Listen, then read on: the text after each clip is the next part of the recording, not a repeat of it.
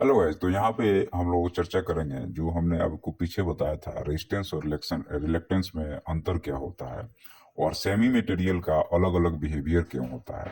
तो मैंने आपको वहाँ पे मटेरियल बताया और साथ में इसको बताया भी है। अब आइए हम लोग इसको थोड़ा सा डेफिनेशन वाइज देखते हैं।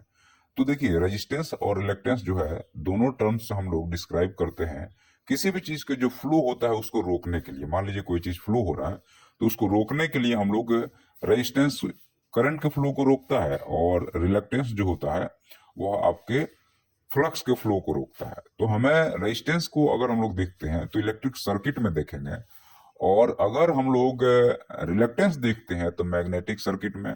मतलब फ्लक्स जो है मैग्नेट, कहीं ना कहीं मैग्नेट से निकलने वाला वेव है, तो वेव को रोकने वाली प्रॉपर्टी जहां होगी वहां पर रिलक्टेंस टर्म का यूज होगा, और इलेक्ट्रॉन फ्लो की प्रॉपर्टी को रोकने वाले जहां पे टर्म आएगा वहां पे हम लोग रेजिस्टेंस का यूज करेंगे। और दूसरी बात यहाँ पे ये होती है कि जो रेजिस्टेंस का यूनिट जो है वह ओम में होता है, और रिलक्टेंस के यूनिट जो होता है वह जो है आपको टर्न पर वेबर होता है। मतलब कि जो टर्न है, वेव जैसे करंट का फ्लो होता है उसमें भी करंट का ही फ्लो कराते हैं हम लोग, लेकिन एक्चुअल में क्या होता है, करंट जो है सो घूमता है, मतलब वेव ही स्ट्रक्चर है। तो कितना वेव है उसके आधार पे हम लोग लेते हैं उसको। जबकि रेजिस्टेंस में आप लोग देखिएगा लेंथ लेते हैं, फैक्टर में जैसे मटेरियल कैसा है, लेंथ कैसा है, क्रॉस सेक्शन लेते हैं। लेकिन अगर हम लोग रिलेक्टेंस में जाते हैं तो मटेरियल यहाँ पे भी लेंगे, लेंथ यहाँ पे भी लेंगे, क्रॉस सेक्शन यहाँ पे भी लेंगे, और ईयर गैप एक ले लेते हैं। ईयर गैप क्यों ले रहे हैं? क्योंकि फ्लक्स जो फ्लो कर रहा है वो कहीं ना कहीं एयर से फ्लो कर रहा है। ये वेव ही है, एनर्जी एनर्जी का वेव स्ट्रक्चर है यह। और करंट जो है एनर्जी का जो है सो एक तरह से कहा जाए तो लिक्विड स्ट्रक्चर मान सकते हैं या फ्लो ऑफ इलेक्ट्रॉन मान सकते हैं। लेकिन वेव में जो होता है उसमें इलेक्ट्रॉन का ही फ्लो हो रहा है, लेकिन उसके स्ट्रक्चर वेव ही है। उसमें भी ऊर्जा लॉस्ट होता है, इसमें भी ऊर्जा लॉस्ट होता है, लेकिन इसमें रियल टर्म में ऊर्जा लॉस्ट मानते हैं, उसमें नॉन रियल टर्म में ऊर्जा का लॉस्ट मानते हैं।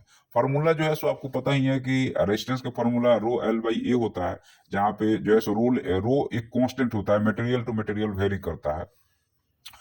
अच्छा, उसको रेसिस्टिविटी भी बोलते हैं हम लोग। लेंथ कितना है और एरिया कितना है, और इसका जो होता है एल एम बाई ए होता है, जहां पे जो है सो आपको रिलक्टेंस, और एल लेंथ हो गया, एम जो है सो आपको परमिएबिलिटी हो गया। मतलब कि परमिएबिलिटी किस लिए यूज कर रहे हैं? परमिएबिलिटी हम इसलिए यूज कर रहे हैं क्योंकि कहीं ना कहीं वहां पे एयर प्रेजेंट है।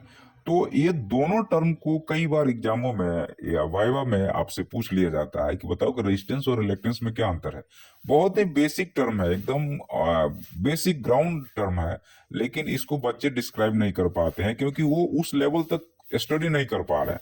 वो जो है सो स्टडी जिस लेवल पे कर रहे हैं वो स्टडी उस लायक नहीं है कि आपको वो जॉब दिला सके। तो इसलिए आपको टर्म को, हर एक चीज को बहुत ही डीप में डाउनवर्ड जा करके सोचना समझना पड़ेगा, तो ही जा करके आप चीजों को कवर कर पाओगे। अब इसी में जैसे मान लीजिए कि कोई पूछ देता है कि रेजिस्टेंस रिलेक्टेंस क्या है, तो 90% बच्चे भूल जाते हैं या जवाब ही नहीं दे पाते क्योंकि वो समझ नहीं पाते हैं। मटेरियल तो सेम ही है, तो उसमें अब यहाँ पे क्वेश्चन राइज हो जाता है कि बताओ मटेरियल तो सेम ही है, लेकिन एक में रेजिस्टेंस बोल रहे, एक में रिलेक्टेंस बोल रहे हो।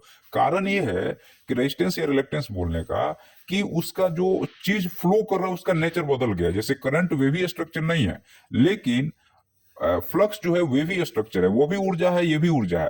तो अब जैसे करंट में हम लोग जो है सो एक जगह से दूसरे जगह फ्लो करा देते हैं, लेकिन फ्लक्स को वेवी स्ट्रक्चर होने के कारण या ऊर्जा में एनर्जी का फ्लो होना और लॉस कम होने के कारण हम लोग मोटर में यूज करते हैं, जनरेटर में यूज करते हैं, और इससे आपके लाइफ जो है सो बहुत ज्यादा आसान हो गई है। ऊर्जा ज्यादा लॉस नहीं होता है, ऊर्जा की मात्रा उतना ही है। जैसे मान लीजिएगा हम 10 एम्पियर करंट फ्लो कराने में मान लीजिए कि 10 से वेबर पर टर्न का जो है सो हमें फ्लक्स जनरेट हो गया, तो ऊर्जा की मात्रा उतना ही है, लेकिन हमको वायर की जरूरत